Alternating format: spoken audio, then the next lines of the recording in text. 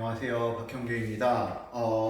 지금 오늘은 제가 지금 오늘 똑같은 동영상을 벌써 한 네 번째 지금 찍고 있거든요. 이게 동영상이 계속 찍다가 끊기고 그래가지고 어쩔 수 없이 마이크를 오늘은 지금 빼고 수업을 해볼게요. 평상시보다 음질이 좀 안 좋아도 양해해 주시기 바랍니다. 지금 이게 녹화가 계속 안 되다 보니까 어쩔 수 없이 오늘은 좀 이렇게 할게요.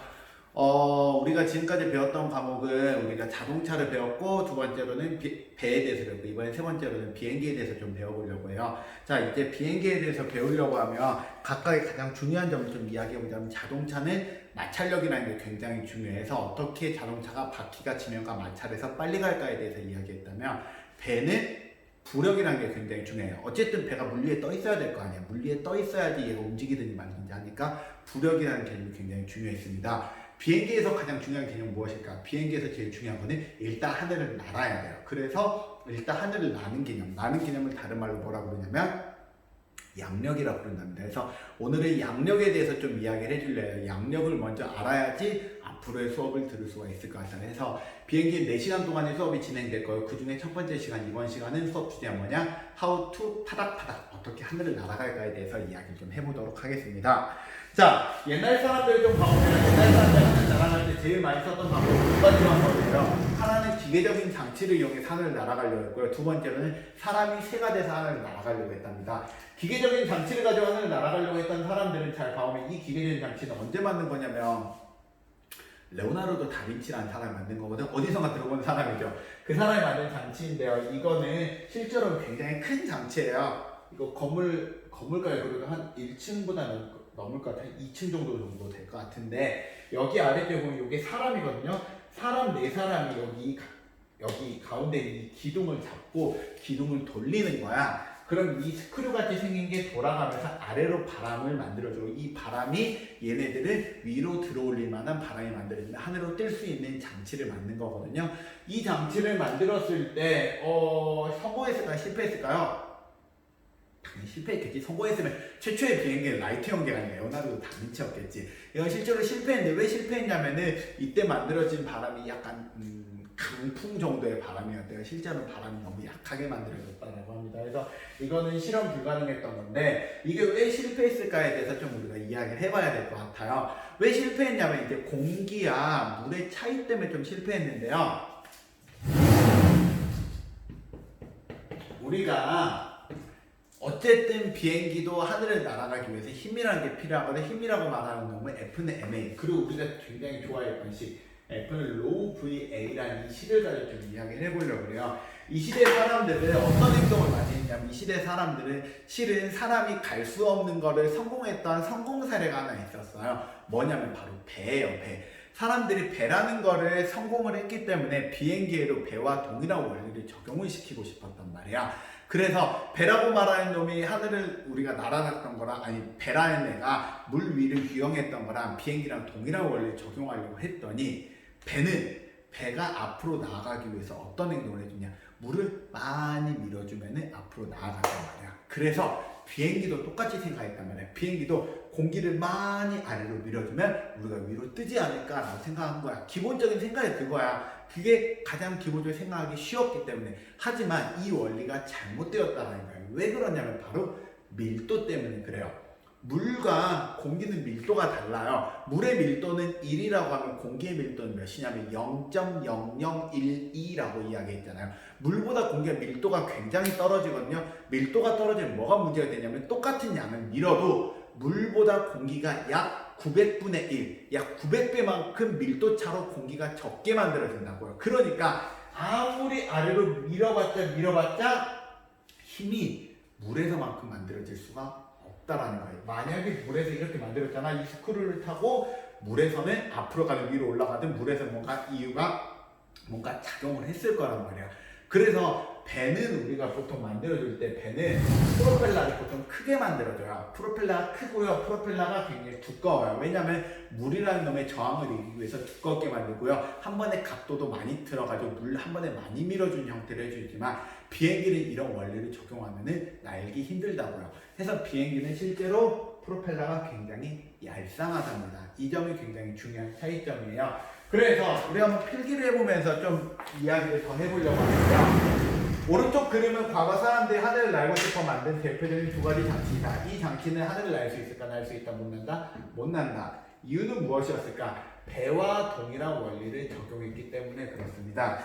배는 우리가 힘을 증가시키기 위해서 어떤 행동을 해주냐? V를 많이 증가시켰어요. 한 번에 많이 밀어준 형태로 해줬단 말이에요. 그래서 배는 이 M, 질량을 증가시키는 형태대로 우리가 밀어주는 형태를 썼습니다. 근데 비행기는 이걸로는 답이 안 나온다고요. 왜 답이 안 나오냐? 밀도가 한계가 있기 때문에. 그래서 어떻게 해주면 좋다? 이걸 건드리지 않고 A를 건드려 보자고. A가 뭐였지? 가속도, 속력이란 말을 해서 우리가 밀어주는 원리는 두 가지 원리가 있다. 많이 밀어주기랑 빨리 밀어주기가 있다. 빨리 밀어주기. 그런데 어떻게 밀어야 효율이 좋을까? 공기는 물보다 밀도가 당연히 적습니다. 그것도 매우 적습니다. 그렇기 때문에 많이 밀어도 효율이 안 나옵니다. 그러면 어떻게 밀어야 될까? 빨리 밀어야 됩니다. 그래서 우리가 아까 보여줬던 요거는 아까 헬리콥터의 원리랑 비슷하거든요. 공기를 아래로 밀어서 하늘을 날아가는 헬리콥터의 원리거든. 이거는 아래로 밀어주는 힘이 어느 정도 약 강풍 정도라 했잖아요. 여러분 헬리콥터 옆에 있으면 어떤 느낌 들 것 같나요? 헬리콥터 옆에는 사람이 서 있지도 못해요. 헬리콥터 옆에서는 바람이 너무나도 빠르게 밀려서. 그래서 실제로 그만큼 빠르게 밀지 않는 한 사람이 하늘을 나는 건 불가능하다요. 그래서 우리가 첫 번째 여기 그림에서 우리가 배울 수 있는 교훈은 뭐냐? 공기는 빨리 밀어야 된다, 많이 밀어야 된다. 빠르게 밀어야지 우리가 하늘을 날 만한 힘이 만들어진다 해요. 근데 여기까지 말하면 선생님 근데 새는 그렇게 공기를 빨리 미는 것 같지 않은데요. 맞아요. 새는 그렇게 공기를 빨리 밀지 않지만 하늘 날아가거든요. 이유는 무엇이냐? 우리가 하늘을 날아가는 원리가 다르기 때문에 그래요. 그럼 새는 도대체 어떤 원리를 작용을 시키냐? 새가 적용시키는 원리는 바로 이쪽의 원리예요. 자, 새는 우리가 하늘을 날아가기 위해서 어떤 행동을 해주지? 하늘을 파닥파닥 날아가고 있잖아. 이 파닥파닥거리는 걸로 우리가 하늘을 날 수 있을까를 한번 우리가 개념을 넘어가 보려고요. 우리가 새가 날개를 퍼덕이는 걸 잘 봐오면은 새는 실제로 하늘에서 두 가지 행동을 하거든요. 첫 번째, 날개를 펄럭이기라는 행동을 하고 두 번째, 날개를 펼치고 있는 걸 해줘요. 첫 번째를 날개짓이라 부르고 두 번째 활공이라 부르는데요. 실제로 새가 하늘을 날아가기 위해서는 실제로 두 가지의 행동을 할 줄 알아야 돼요. 뭐냐면은 하늘 위에 떠 있다라는 거는 아래로 중력이 작용하고 있으니까 중력을 버텨서 하늘 위로 올라갈 수 있는 양력을 중력만큼 만들어줘야 되고요. 앞으로 나아가야 돼요. 앞으로 나아가기 위해서 어떤 행동을 해줘야 되지? 앞으로 나아가기 위해서는 날아갈 수 있는 추진력이라고 부르거든. 추진력 또한 만들어줘야 돼요. 즉 새는 두 가지 힘을 만들 수 있어야 돼요. 하나 앞으로 나아가는 힘, 또 하나 위로 올라가는 힘을 만들어야 되거든. 근데 마침 새도 하는 행동이 두 가지 행동을 하고 있단 말이야. 즉 두 가지 행동 중에 하나는 앞으로 나아가는 행동이고 또 하나의 행동은 위로 올라가는 행동이라는 거야. 그럼 어떤 게 앞으로 나아가는 행동일 것 같나요? 날개 퍼덕이기, 펼치고 있기. 정답은 퍼덕이기라는 거예요. 그래서 날개를 퍼덕이는 행동은 실제로 어떤 행동이다? 우리가 앞으로 나가기 위한 행동입니다. 그러면 우리가 하늘 위로 높이 올라가기 위한 행동은 무엇이다? 바로 날개를 펼치고 있기라는 거죠. 선생님 그럼 저희 날개만 펼치고 있는 하늘을 날아갈 수 있나요? 정답만 말하자면 네, 그렇습니다. 근데 왜 난 이렇게 해서 하늘을 못 나나요? 이유는 여러분들이 이 자세를 오랫동안 버틸 수 없기 때문에 그래요. 버텼는데요? 아니요. 우리가 빨리 날아가고 있는 중에 이러고 버텨야 되거든요. 이게 안 돼요, 사람이. 왜 안 되는지 좀 이야기해 봅시다. 내가 하늘을 날고 싶다고 해볼게요. 사람이 여기 있어요. 사람, 예를 들어 큐쌤이야. 내가 하늘 날아가려면 어떤 일이 있어야 되냐면 하늘에 떠 있다란 말이야. 내 몸무게만큼 위로 양력을 만들어야 되잖아. 내 몸무게가 70kg라고 한번 해볼게요. 그럼 양력도 똑같이 70kg가 만들어져야 된단 말이에요. 양력은 양팔에서 내가 만들겠지. 그럼 내 양팔에서 한쪽 딱 얼마의 힘을 만들어야 될까요? 35kg의 힘을 만들어야 된단 말이야. 근데 35kg의 힘을 만들었다 쳐! 내가 이러고 버틸 수 있느냐? 너 이렇게 버틸 수 있을까? 못 버텨. 여러분은 운동들 중에 기계체조 운동 중에 이런 운동 아시나요? 이렇게 위에서 아래 이렇게 공이 내려와가지고 이거 고리 같은 거 이렇게 파닥파닥 도는 기계체조 있거든요. 이 기계체조에서 제일 어려운 동작이 뭔지 아시나요? 바로 팔을 버틴 상태에서 이 상태에서 버티기야. 이거 몇 초 정도 할 것 같나요? 그 기계체조 선수들은 이거를 전문적으로 하는 사람임에도 불구하고 이걸로 약 4초에서 5초 버티면은 떨어져요. 왜 그러지? 바로 가슴 근육이 약하기 때문에 그래요. 우리가 이 상태로 버틸 수 있는 이유는 뭐냐? 가슴에 있는 근육이 이렇게 꼬여서 이렇게 들어가거든요. 이 근육이 사람은 약해요. 누구보다? 새보다. 여기에 대해서 좀 이야기해볼까요? 새는 그럼 얼마나 세나요? 새에는 가슴에 용골돌기라고 부르는 뼈가 있어요. 여러분, 그 치킨 먹다 보면 닭가슴살 뼈 봐오면 닭가슴살 이런 모양의 뼈가 하나 나올 거예요. 나중에 한번 닭가슴살 한번 먹어봐요. 그 이 뼈가 도대체 무슨 역할을 했냐? 이게 여기 있는 날개, 이 가슴뼈부터 시작해서 가슴 근육을 여기까지 만들어주는 굉장히 큰 근육의 역할을 해줘요. 그래서 새는 가슴 근육이 굉장히 크답니다. 얼마나 크냐면 가슴살이 닭 다리살이랑 비슷할 정도의 크기고요. 가슴살이 굉장히 퍽퍽하지. 그 말은 그게 근육으로 똘똘 뭉쳐있다는 뜻이에요. 그래서 새는 가슴 근육이 굉장히 크기 때문에 이게 가능한 거예요. 그렇다면은 또 이제 이야기해야 되는 거는 그럼 여기에 대해서 좀 이야기했던 사람을 좀 이야기를 좀 해보려요. 새의 가슴 근육에 대해서 이야기했던 사람이 있거든. 어떤 사람이?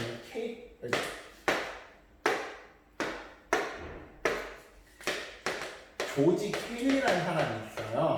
이 케일이라는 사람에 대해서 우리가 꼭 이야기해야 되는데, 왜냐면 이 사람이 항공역학의 아버지라고 불리는 사람이에요. 이 사람이 실은 비행기를 공부함에 있어서 라이트 형제보다 훨씬 중요하거든. 왜냐면 이 사람이 굉장히 알려준 이론들이 진짜 비행기에 적용이 될 만한 제대로 된 말을 했기 때문에 그래요. 그 사람이 주장했던 주장 중에 하나가 첫 번째 주장이 뭐냐면, 새가 날개짓을 하는 이유는 앞으로 나아가기 위해서지 위로 올라가기 위해서가 아니다. 두 번째, 새가 날개를 펼치고 있으면 하늘 위로 올라가는 이유는 새의 날개 모양이 그렇게 생겨서이다. 세 번째, 사람은 새처럼 날개를 퍼덕여서는 하늘을 날 수 없다. 이유는 새보다 사람이 가슴 근육이 약하기 때문이다.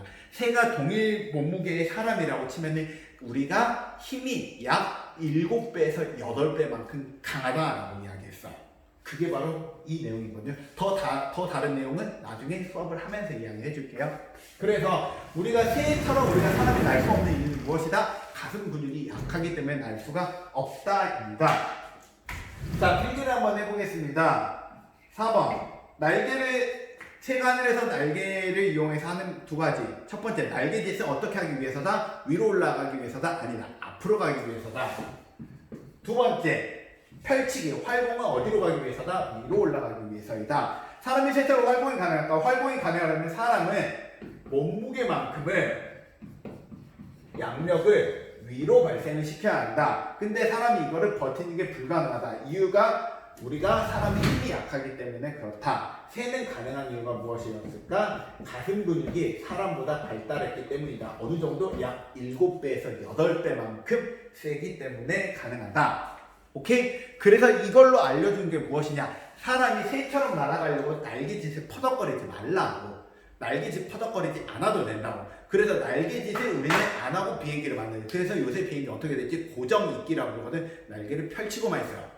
그러면 양력이 알아서 만들어진다. 그럼 앞으로 어떻게 가냐고? 여기에 모터 달려있잖아. 엔진에서 뒤로 바람 뿜뿜해지니까 앞으로 날아가면 슝 알아서 날아가는 거지. 날개짓 퍼덕거리는 행동을 안 한답니다. 아시겠어요? 그게 현재 날아가는 원리입니다.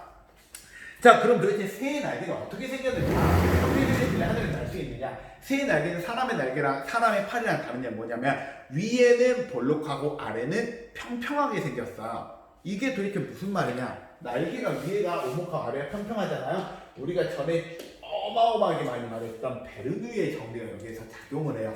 베르누이 정리 실제로 써보면 이렇게 써봐요. 베르누이 정리 이게 풀 내용인데 이건 몰라도 돼요. 왜냐면 이걸 자세히 알려면 대학 과정이거든요. 몰라도 돼요. 하지만 우리가 한 가지만 알자고요. 압력과 속력은 서로 반비례 관계이다.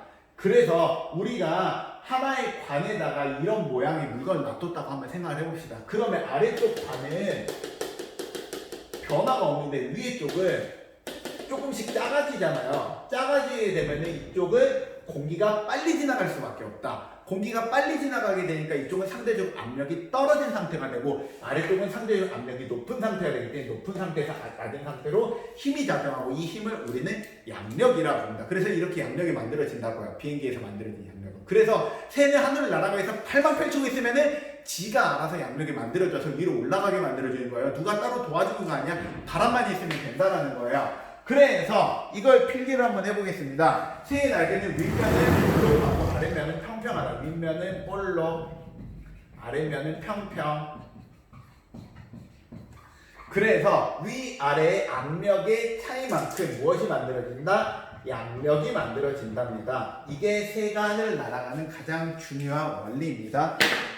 그래서 새는 무엇 때문에 만들어진다? 날개 모양 때문에 만들어진다. 이것도 케일리가 주장했던 주장이에요. 신기하지? 이런 것까지 다 그 사람이 말해줬어요. 그럼 날개 모양이 얼마나 중요한 날개 모양에 대해서 이제 여러 가지 좀 이야기해 볼 거예요. 첫 번째, 날개 모양은 어떤 모양이 좋을까? 평평한 모양이 유리할까? 날개 모양은 이렇게 오목한, 이걸 유선형에 보면 유선형이 유리할까? 당연히 평평한 것보다 유선형이 유리하다. 평평하면 못 날잖아요. 평평하면 못 날지는 않아. 예를 들어서 내가 만든 비행기거든요. 하늘 날까요? 못 날까요? 날 수 있어요. 단지 양력을 많이 발생시키기 어렵다는 거. 그래서 평평한 것보다는 이렇게 되어 있는 게 더 유리하다. 그래서 이걸 뭐라 부른다? 유선형이라 부른답니다.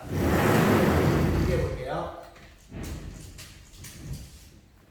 지금 옆에서 공사를 하고 있어서 중간에 말소리가 잘 안 들릴 수 있어요. 양해해 주시기 바랍니다. 두 번째, 날개의 두께. 두꺼운 게 유리할까요? 얇은 게 유리할까요? 당연히 두꺼운 게 유리합니다. 왜냐하면 두꺼우면 두꺼울수록 위쪽에 공기가 더 지나가는 공간이 작아지니까, 그러니까 더 빠르게 지나가게 되겠지. 그래서 두꺼울수록 유리합니다.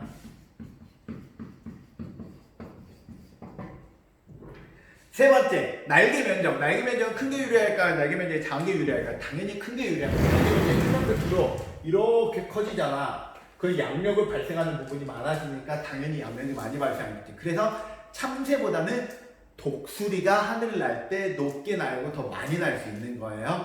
아시겠어요? 그래서 날개 발전을 얘기하다. 그래서 날개에 대해서 이야기하는 크게 이 세 가지예요. 이 세 가지를 갖추면은 좋은 날개가 만들어져요. 물론 이 세 가지 말고 이제 나머지에 대해서 이제부터 이야기해 줄 건데, 그 다음에 첫 번째 이야기해 줄 거는 뭐냐면 바등각이라는 거예요. 날개는 바등각이라는 게 있어야만 해요. 무슨 말이냐면 바등각이라는 건 이런 거거든. 날개가 약간 위로 꺾여 있는 거야. 날개가 위로. 어디가? 앞쪽이. 여러분, 제가 만든 비행기도 봐보면 앞쪽이 살짝 위로 들려 있는 거 아시나요? 이걸 우리가 바등각이라는데, 이 바등각을 주장한 것도 케일리라는 사람이 주장한 거거든. 왜 이 바등각이라는 게 중요하냐면, 실제로 케일리가 주장했던 주장의 풀 내용을 말해보면, 새의 날개는 어떻게 생겼냐? 실은 이렇게 생기지 않았어요? 윗면은 볼록하고 아랫면은 오목하다. 그러면서 아래쪽으로 조금 내려간 형태이다 라고 주장돼요. 이렇게 돼 있으면 어떤 일이 일어나냐면, 여기에 바람을 한번 지나가게 해보잖아요. 바람이, 어머나, 너 왜 이러니? 바람이 이렇게 지나가면 위에 쪽은 바람이 지나가는 공간이 작아지고 아래쪽은 공간이 오히려 넓어져요. 그러니까 이쪽은 오히려 압력이 커지겠지. 속력이 느려지니까. 그러면서 얘를 때리네? 아이씨, 얘는 맞지. 맞으면 어떻게 될까? 위로 올라가려고 그러겠지. 그래서 바등각이라는 게 있으면은 아랫면을 때리는 현상이 발생하기 때문에 위로 올라가려는 양력이 만들어진답니다. 그래서 모든 날개는 바등각이 있게 하고요. 새도 빨리 날고 싶잖아. 바등각을 크게 한 상태에서 이렇게 펄럭여서 위로 날아가고요. 우리가 직선 주행하거나 아니면 아래로 내려가려고 하면 날개를 이렇게 뾰족하게 만들어서 내려간답니다. 그래서 바등각이라는 건 이렇게 생겼고요. 바등각만 있어도 하늘을 날 수 있다. 그래서 우리는 날개 이렇게만 해서 하늘을 밀면 날아간다라는 거예요. 자, 그래서 바등각은 우리가 클수록 유리합니다. 바등각은 클수록 우리가 비행기가 양력을 많이 만듭니다. 또 하나, 공기밀도. 공기밀도 어떤 게 유리할까요? 공기밀도 높은 게 유리할까요? 공기밀도가 낮은 게 유리할까요?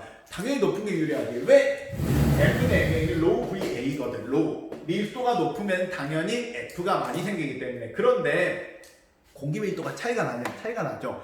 지상은 공중보다 공기밀도가 높아요. 왜냐? 중력의 영향을 받기 때문에. 그래서 지표면은 공기밀도가 많고요. 높아지면 높아질수록 공기밀도가 떨어지니까 산 위로 올라가면은 공기가 희박해지잖아요. 똑같은 원리예요. 그래서 지면과 가까이 있을 땐 공기밀도가 양력이 많이 생기고요. 높아지면 공기밀도가 떨어지고요. 또 하나, 온도에도 영향을 받아요. 추운 곳과 따뜻한 곳. 추운 곳과 따뜻한 곳. 어디가 더 날기 편할까요? 정답은 추운 곳이 더 편해요. 왜냐면 추울수록 공기가 쭈그러들잖아. 이거 누가 말했지? 샤를이라는 사람 말했고 샤를의 법칙이라고 그럴걸요. 그래서 추울수록 공기가 쭈그러들니까 부피가 줄어들게 되니까 부피가 줄어든 만큼 무엇이 커지지? 밀도가 커지게 되겠지. 그래가지고 이걸 이용해서 우리가 하늘을 날기 더 유리하다는 거예요. 그래서 여름철보다 겨울철이 하늘 날기 유리해요. 자, 그래서 필기 한번 해보겠습니다. 공기 밀도는 높은 게 유리하다. 그래서 온도가 낮을수록 고도가 낮을수록 밀도는 어떻게 되지? 밀도는 높아지지. 그래서 우리가 양력이 많이 발생합니다. 또 하나, 한번 이번에 이 생각을 한번 해볼래요? 우리가 비행기가 하늘을 날다가 하늘 슉 날았어. 이거는 이 다음 거 이야기해주면서 말해줘야 돼. 그 다음 비행기 속력. 비행기 속력은 빠른 게 유리할까요? 느린 게 유리할까요? 당연히 빠른 게 유리합니다. 왜냐하면 공기가 빠르게 지나가야지 양력도 빨리 만들어지거든요. 실제로는 속력과 이 양력과의 관계는 속력의 제곱에 비례해서 양력이 많이 만들어진대요. 즉 속력이 빨라지면 빨라져서 양력은 심하게 빨리 올라간다라고 생각을 하시면 됩니다. 그러면 우리 한번 생각을 해볼게요. 비행기가 제일 처음에 날아가려고 해. 제일 처음 날아가려고 하면 제일 처음 이 상태로 날아가면 양력이 모자라겠지. 속도가 느리면. 그러면 양력이 높아지기 위해서 머리를 살짝 들 거야. 비행기 머리는 비행기 머리수 해서 기수라고 그러거든. 기수를 살짝 들면 머리가 살짝 들리면 비행기 높아지거든. 높아졌어. 이 정도 고도 유지하면 돼. 이제 속력을 빠르게 하고 싶어. 속력을 빠르게 하려면 어떻게 해야 될까? 속력을 빠르게 하면 더 높아지잖아. 그럼 어떻게 하면 되지? 머리를 서서히 낮춰. 그러면서 앞으로 빨리 가는 거야. 그럼 이렇게 갈 수 있겠지. 그래서 실제로 비행기가 우리가 원하는 고도까지 도착하고 나서 비행기가 빨리 가고 싶다면 어떻게 되냐면 슉 올라갔다가 슉 이렇게 갑니다. 고도를 조금씩 낮추면서 이렇게 머리를 조금씩 낮추면서 앞으로 가야지 우리가 똑바로 갈 수 있어요. 높아진 상태에서 그대로 가면 어떻게 되지? 위로만 더 올라가 버린답니다. 그래서 속도를 높이면서 고도를 유지하려면 비행기 기술을 어떻게 해야 된다? 조금씩 높여야 된다? 낮춰야 된다? 낮춰야 됩니다. 낮춰야만 비행기가 앞으로 똑바로 갈 수 있답니다. 아시겠어요? 그래서 지금 두 번째 이거 과제 한번 봐볼까요? 두 가지 중에 어떤 비행기가 더 빠를까요? 좀 봐볼게요. 지금 두 개의 비행기가 있는데 하나는 이거 이해를 잘해. 플라이트 패스가 이렇게 돼 있단 말이에요. 하나는 이렇게 날고요. 또 하나는 이렇게 날는 거야. 이렇게 나는 비행기들은 네 있어. 왜? 비행기가 이렇게 날고 싶은데 이렇게 날면 비행기가 속력이 떨어지잖아. 그러면 양력이 충분히 만들어지지 않게 꺼져버린단 말이야. 그렇기 때문에 이거 안 하기 위해서 비행기의 바등각을 높여주려고 하는 거야. 바등각이 비행기에서 양력을 향상시키는데 가장 쉽게 조절 가능하거든요.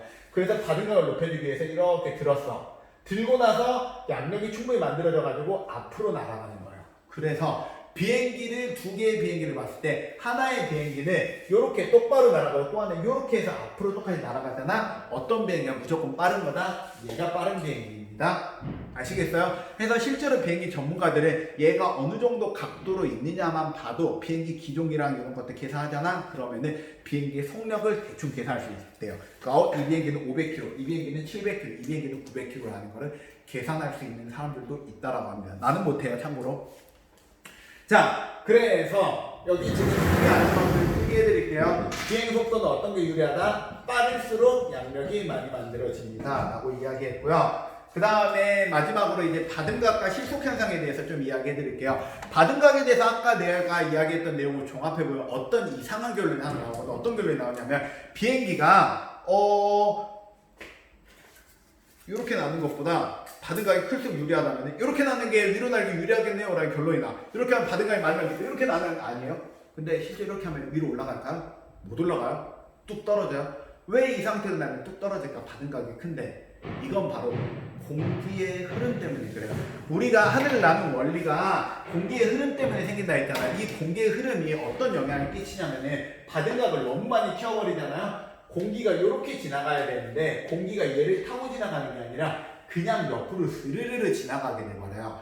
그럼 여기 안쪽이 공기가 없게 돼버리거든. 공기가 없으면 공기가 안쪽으로 와류가 생기면서 양력이 안 만들어지면서 비행기가 갑자기 뚝 떨어진 현상이 발생해요. 이 현상을 보고 우리는 무엇이라고 부르냐? 실속 현상이라고 불러요. 영어로 스토리라고 부르는 현상이거든. 그래서 비행기가 잘 날다가 비행기가 너무 바등각을 키우잖아요.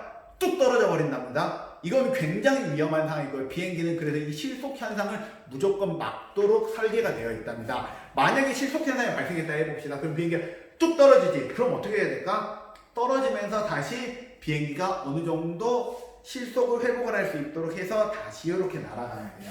그래서 실제로 비행기가 높은 고도에서 날다가 실속 현상이 발생하면 위험하기도 하지만 발생하고 나면은 다시 고도를 회복해서 날아갈 수 있는데요. 낮은 고도, 예를 들면 이륙이나 착륙을 할 때 그때는 속력도 느리고 그래서 반응각도 키웠다가 실속 현상 잘못 발생하잖아요. 다 죽는 거예요. 그래서 비행기는 이륙과 착륙 때 굉장히 기장들이 주의해서 이륙이랑 착륙을 시킨답니다. 자, 그래서 필기 한번 해보겠습니다. 실속 현상이란 날개 위아래에 흐르는 공기의 흐름이 변하면서 양력이 급격하게 떨어지는 현상을 보고 말합니다. 그래서 주로 이거는 언제 많이 발생하냐? 비행기 추력이 충분히 없는 비행기가 우리가 양력을 만들기 위해서 바등각을 키웠다가 망한 현상에서 바등각이 너무 커졌을 때 발생하는 현상입니다. 자, 그럼 한 가지 물어볼까요? 이 비행기는 실속 현상이 발생할까요? 발생하지 않을까요? 발생합니다. 이 비행기 내가 날리잖아. 어떻게 날아갈 거냐면 지금 꼬리다리가 지금 떨어졌는데 꼬리다리를 펴줄까? 이 비행기 어떻게 날아갈 거냐? 날면은 이렇게 뒤로 뒤집혀갖고 대굴대굴 굴러가서 이렇게 날아가게 될 거예요. 한번 봐볼래요? 날려보겠습니다. 보셨나요? 다시 한번 날려보겠습니다. 자, 이 비행기는 실속 현상이 일어나가지고 비행기가 추락을 해버렸거든요. 이건 굉장히 위험한 비행기라 했죠. 그러면 이 비행기가 어떻게 실속 현상이 일어나도 추락하지 않을 수 있을까요?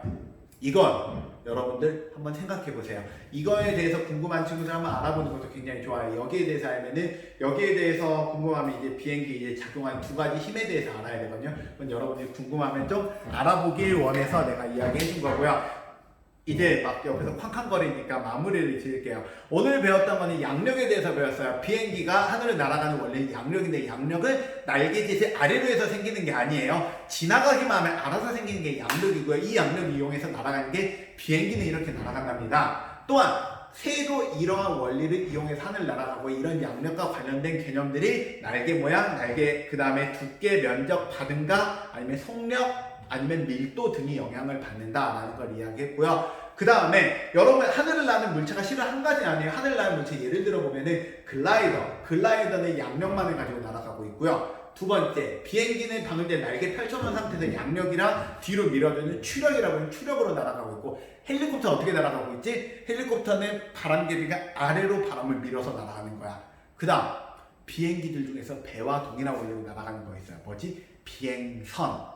얘는 부력의 원리로 하늘 날아가는 거예요. 근데 나머지 다 제쳐놓고 우린 지금 무엇에 대해서 배우는 거다? 바로 추력과 양력을 이용해서 하늘을 날아가는 비행기에 대해서만 우리가 배우게 되는 거예요. 오늘 수업 수고했고요. 이번으로 끝나면 좋겠네요. 자, 다음 시간에 뵙겠습니다. 수고하셨습니다.